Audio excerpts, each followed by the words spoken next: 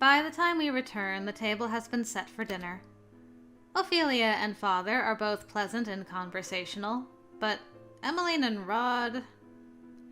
Rod is like a storm cloud and keeps casting sharp looks at Lance, who is beginning to look distinctly uncomfortable. I don't know who you are, so stay away from my sister. Rod only looks away when Claude directly addresses him. Have you given any thought to that exchange program I mentioned before, Prince Rod? Your invite to stay in Brigantia and learn traditional dances. Indeed. We would love to host you. Claude glances at his brother. And if you'll have him, my brother would like to extend his stay in Angielle. He's interested in learning more about the foreign policies here. I've always had a special interest in the subject. I forget sometimes that because Claude is the heir, his brother has more freedom than he does. The freedom, for instance, to extend visitations. I, for one, think it is a wonderful idea. Rod shrugs. I'm still thinking about it. He looks skeptically at Lance. You're interested in foreign policy. Who would be teaching you? Not my sister, surely. You know I don't have that kind of expertise, Rod. Lance smiles. You should not underplay your talents, Princess Emmeline.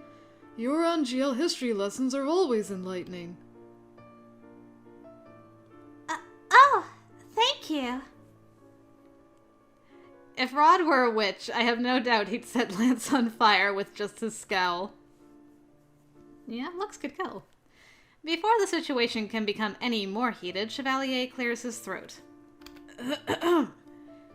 If Princess Emmeline is not up to the task, then I humbly volunteer to educate the prince about Angielle politics. He winks at me. The princess can vouch for me. I'm an excellent teacher, aren't I? Yeah, his lessons in flirting might not be the best endorsement for his teaching skills, but his anatomy lessons were rather good, so yes. Chevalier taught me everything I know about medicine and the human body. He is very good at explaining even complicated things. Chevalier looks taken aback. Oh, well, you were an excellent student, Lucette. Must he always compliment me when I'm trying to compliment him? Poor Rod, he's just like, there's too much love, too many couples. Politics and medicine are hardly related. I disagree. We are all surprised when my father speaks. The practices may be different, but the incentives are the same. Both doctors and governments work to protect the health and well-being of the citizens they serve. Policies aren't just the backbone of our nation. They're a salve for our country's wounds. I have never thought about it that way. Chevalier looks similarly odd. I do not miss the gratitude in his eyes. I hope he sees that Father values his opinions and experience. Your Majesty. I can't speak for his other lessons, but Chevalier and I have had very insightful conversations about politics. It's true. In the very least, Father seems to enjoy discussing politics with Chevalier over breakfast. He has said before that he believes Chevalier provides a unique, more personal perspective on such issues, having been directly impacted by them before. It would be an honor to learn from a man as well learned as you, Sir Chevalier. And it would be my honor to assist you, Your Highness. I scrape absently at my plate with my fork as the conversation continues.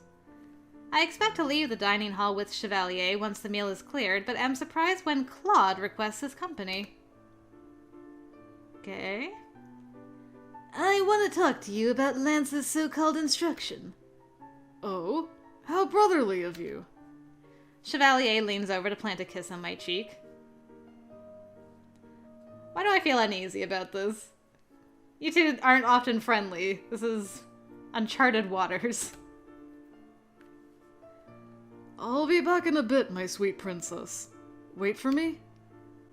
I wasn't expecting it, but now I have time to finish that scarf. I have nowhere else to be, Chev. Take your time. Please, please take your time. I nod. This will be good for him. Maybe Claude can give him some advice on how to interact with the nobles. I shall look forward to seeing your beautiful smile again, sweet Lucette. He and Claude depart, followed shortly by Emmeline and Lance.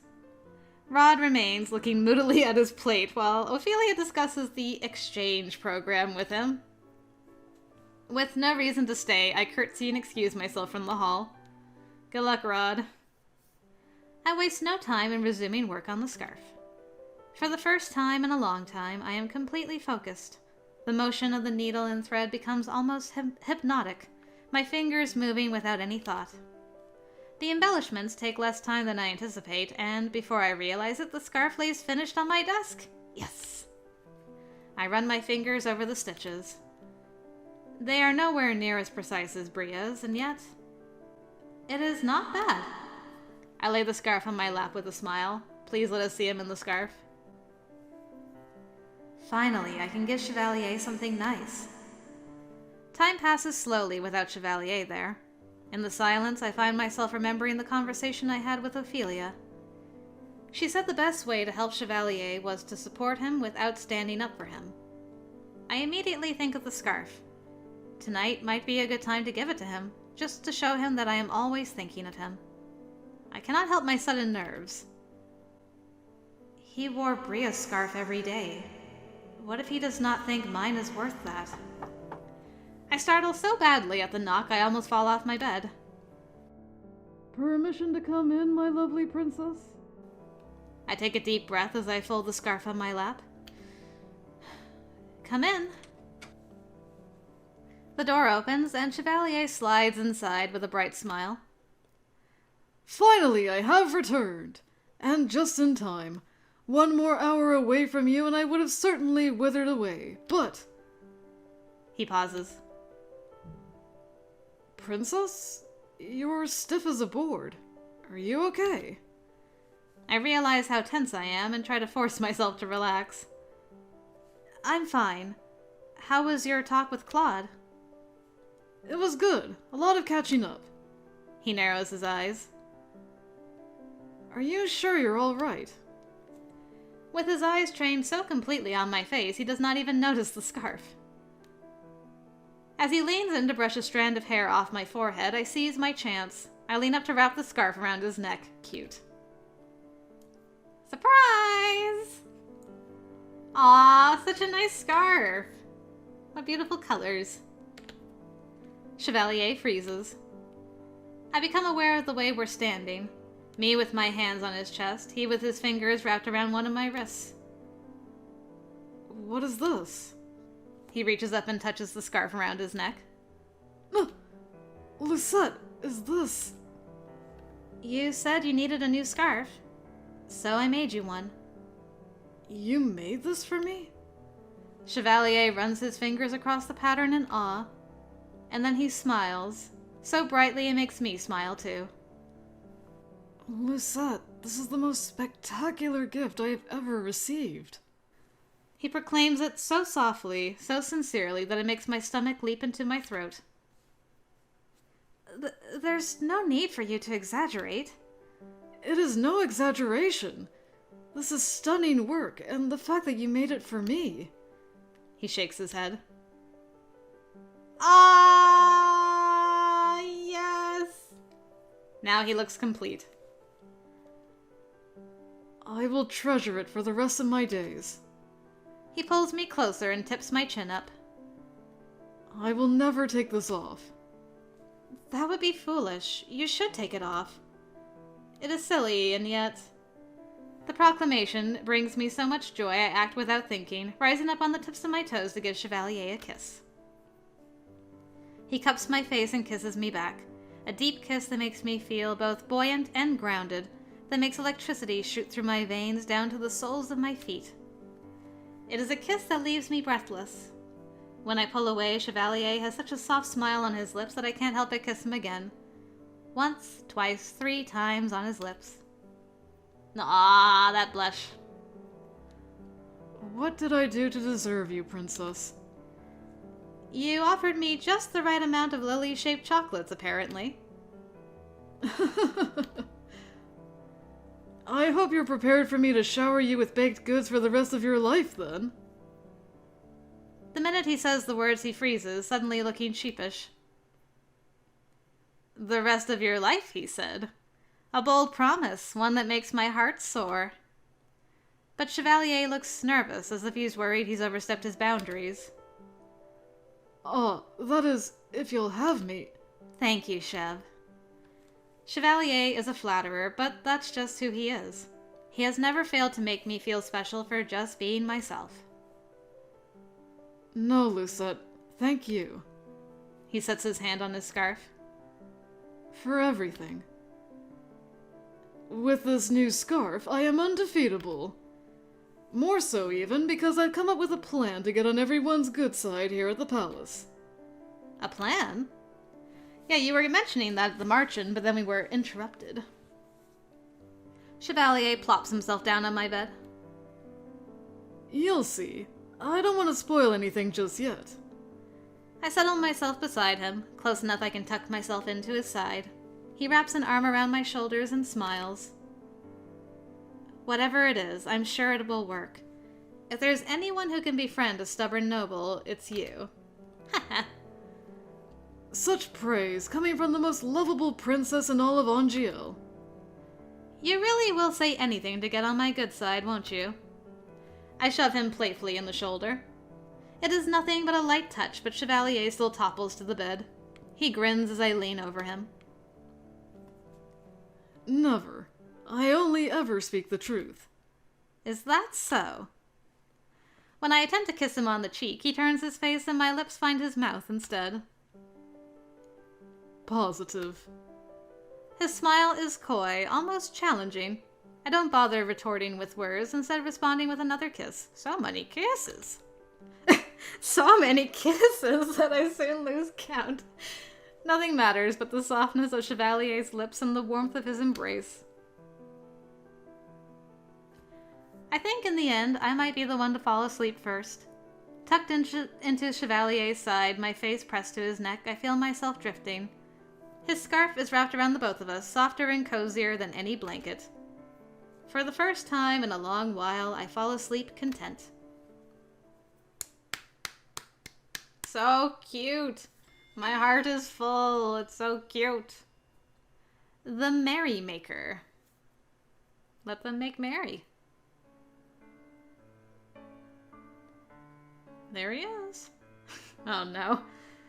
What a brilliant day! The sun is shining, the town is full of laughter, and we'd really like to finish hanging this banner. Now will you hurry up? You're as prickly as ever, tiny lord. Chevalier looks up at Waltz, who is crouched on a wooden beam above the stage, waiting for Chevalier to hand him the other end of the banner. The 3 of them are hanging the most central spring festival decoration, a banner signed by many of the townsfolk. It was just yesterday that Emmeline and Anise oversaw its creation. The day before that, Chevalier and I set up various floral arrangements around town, while workers hired by the palace set up stalls around town. Every day has been filled with errands like this. I return to the palace so exhausted I barely make it to bed before I fall asleep. But it is worth it. Chevalier throws the banner up to Waltz, who begins nailing it to the beam. And got it. Chevalier gestures dramatically. Citizens of Angielle, behold! Our beautiful spring festival banner! The crowd ripples with excitement, cheering and whistling as Chevalier steps down. It is a rather impressive banner, filled with so many colors and signatures it is impossible to make out any coherent design. I suppose it has a sort of chaotic charm to it, though. Who could this be? Delora, maybe? I hear the banner was your idea. Ah, you were my second guess. Okay, you're having an active role. Nice to see. Fritz appears beside me. Though he is here as security, he seems at ease, relaxed. It is a small thing. I imagine the citizens would disagree with you.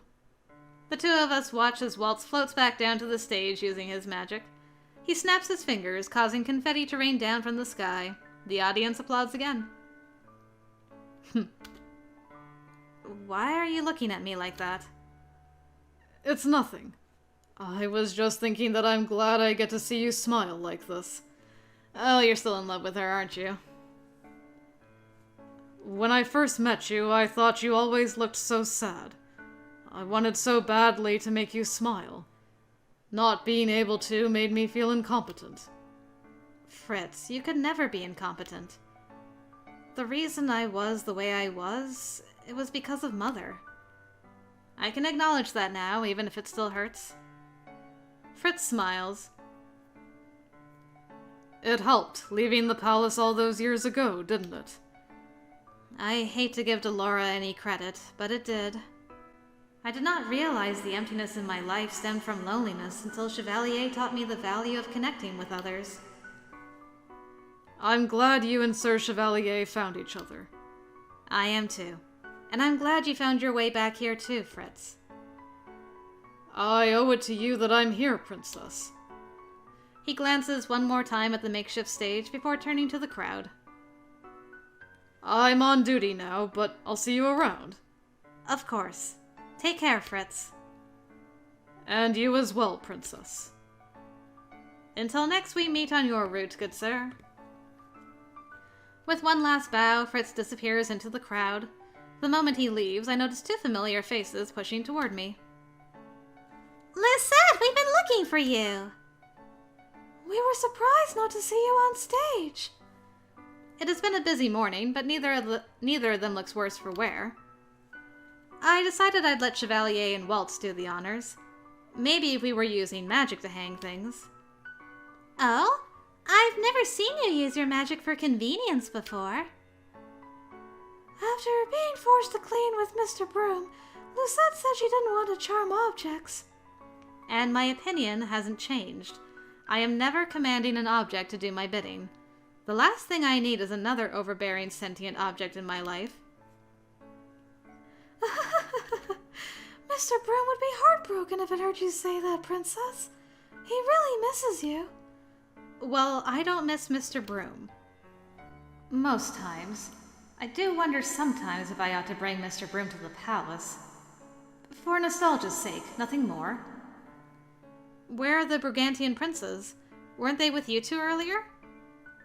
Oh, we lost them. Or rather, we left them. I doubt they even noticed. They were in the middle of an argument. It is things like this that make me glad I grew up an only child. That sounds like them. And Rod? He's mediating. Or trying to. It wasn't going too well, so Emmeline and I decided to leave and find you.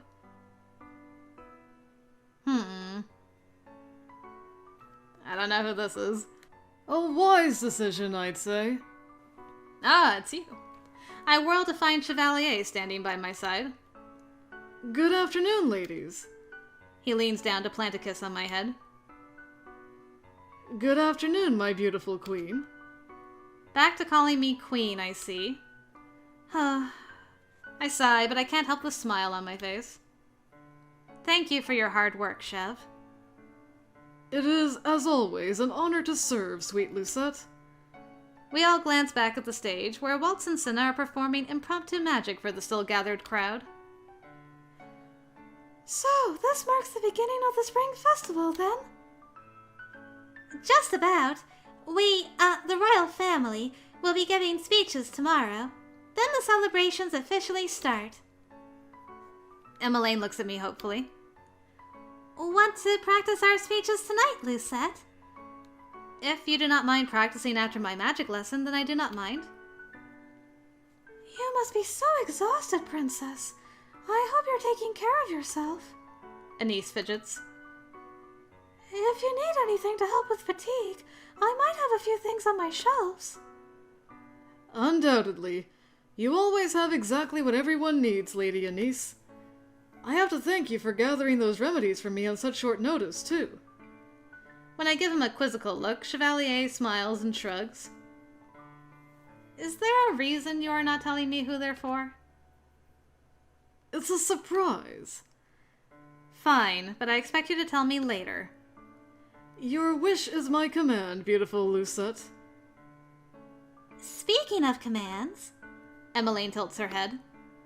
is there not a council meeting happening today? Emmeline is right. There is one last meeting before the festivities start tomorrow. Today is thankfully the last day we discuss taxes. I stifle a sigh. You're right. I should make my way over there. Allow me to escort you, lovely princess. I've barely seen you all morning. If you insist. I turn to Anise and Emmeline. Will you two be all right here without me? Of course! I'll see you at the palace, Lucette. Have a good meeting, Lucette. I'll see you tomorrow. After saying our goodbye, Chevalier and I depart. Chevalier accompanies me back to the palace. I expect him to turn back at the gates, but he follows me through the corridors. Are you coming to this meeting?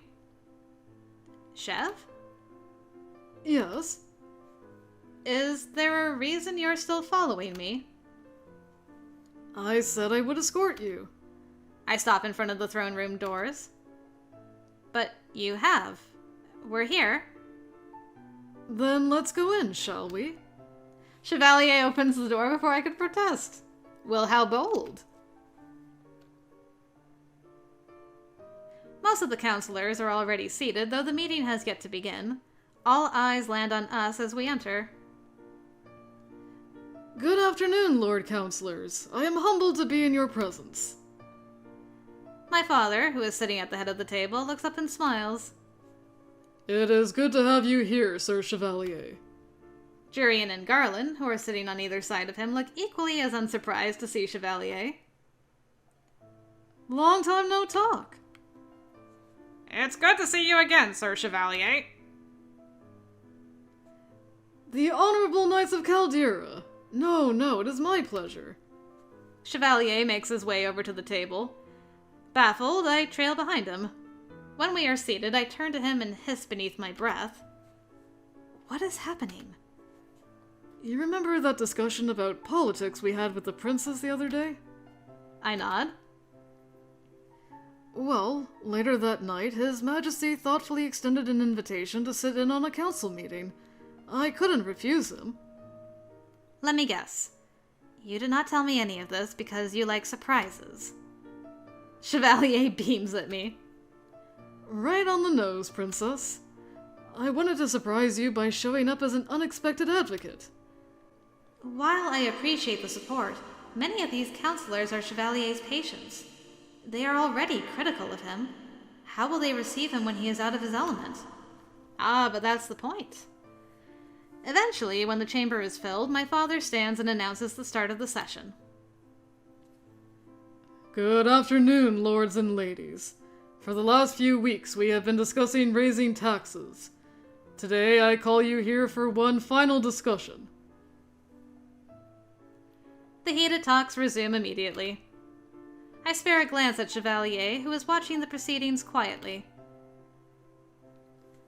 It is only after one counselor makes the point that higher taxes would allow for us to invest in more expensive amenities and healthcare that he shifts in his seat, looking suddenly discontented. Chevalier has always been adamant about making things affordable for others. Don't voice his point of view. Speak up, man. You got this. I lean close enough to whisper in his ear. You ought to share your opinion. I know you have one.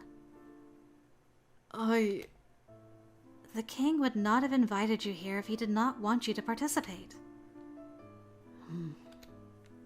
Chevalier shifts to address my father. Permission to speak, Your Majesty. Please, Sir Chevalier. Chevalier argues that increasing taxes to invest in more expensive amenities will only be effective if their prices are lowered so that they are affordable to others. Taxes might be helpful if we considered subsidization. Chevalier makes the topic a more multifaceted one. Having been directly impacted by such decisions, he has a more intimate understanding of how they affect the common citizens. The table is quiet after he speaks, but it is, much to my relief, not a hostile silence. Well said, Sir Chevalier. There is little use in forcing the citizens to pay more for amenities they will not be able to afford. But if we were to lower prices... The discussion continues on a more productive tangent. Good job, Chev, you did it! Chevalier leans toward me and speaks in a near whisper. Thank you, Princess. For what? You know what for. He squeezes my hand under the table. Chevalier has always prioritized listening, but he needs to learn to speak up, too. If I can be the one to teach him that, I will be content. Eventually, the conversation draws to a close, and Father declares that taxes will not be raised. However, our talk has brought up many new issues that will need to be discussed in more detail, namely the accessibility of healthcare. It will be a complicated discussion, but it promises to be a fruitful one. When the meeting finally draws to a close, Chevalier deflates in his chair. I am in awe that you do this nearly every day, Princess. You become accustomed to it. But you did very well for your first time. Really? I feel like I might have rambled. You brought up very important issues. You give me too much credit. You're the wise, fearless one who always speaks her mind. And today, that was you. I'm proud of you, Chev. Chevalier's responding smile is tired but grateful, and it warms my heart. Sir Chevalier. I am surprised when one of the counselors wanders over to us. Ah, Lord Rem. If Chevalier knows him, then Lord Rem must be one of his patients. I prepare myself for a barb, but Lord Rem just smiles. You were brilliant today. He clears his throat. I wanted to apologize for mistrusting you. The medication you've prescribed is a miracle. It has only been a couple of days, but I feel significantly less exhausted. Ah, the herbal remedy! I'm relieved to hear it. I thought it might be easier on your body. Herbal remedy? Is this what Chevalier and Anise were discussing earlier? You thought correctly. I apologize for doubting you. I'd assumed the remedies you recommended were backwater substitutions. Just because something is more expensive, that does not make it the superior solution. So I am learning. Thank you, Sir Chevalier. I'll look forward to my follow-up visit. Lord Rem gives a formal nod before walking away. I turn to Chevalier. So the medication run you did in town the other day. I was dropping by Anise's pharmacy, yes.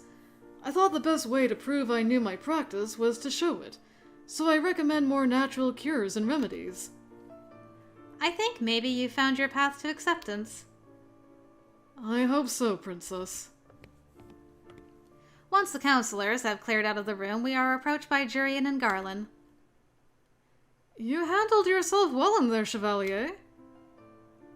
That's high praise coming from the ever-collected commander of Caldera. Garland smiles. She is ever collected, isn't she? Except for when flowers and compliments are involved. Lan, we are not talking about that here. Oh, what's this about flowers? It's nothing. It's official night's business. The two speak at the same time. Jurian shoots Garland a look. He just responds with a sheepish smile. Ahem. Will you two be attending the festival? Of course, when we get the time off. What Garland said. We would never miss the festivities. I'm sure going out together during the festival would make for an excellent date. This is not a date. It takes an effort to keep myself from laughing. Jurian can insist all she likes, but it is no secret she and Garland spend every moment of their free time together. but are they official? Our conversation with the knights is cut short when Father calls on them to discuss palace security. After saying our goodbyes, Chevalier and I excuse ourselves. The day is full of pre-celebration preparations. Emmeline returns with the 3 princes, and together we discuss the week's planned festivities. The 3 princes. Eventually, day bleeds into night. I find myself walking down the corridor with Chevalier, who has insisted on accompanying me to my magic practice. The last time he sat in on a practice, he cheered so ceaselessly, Dolores threw him out. Hopefully we do not have a repeat of that incident.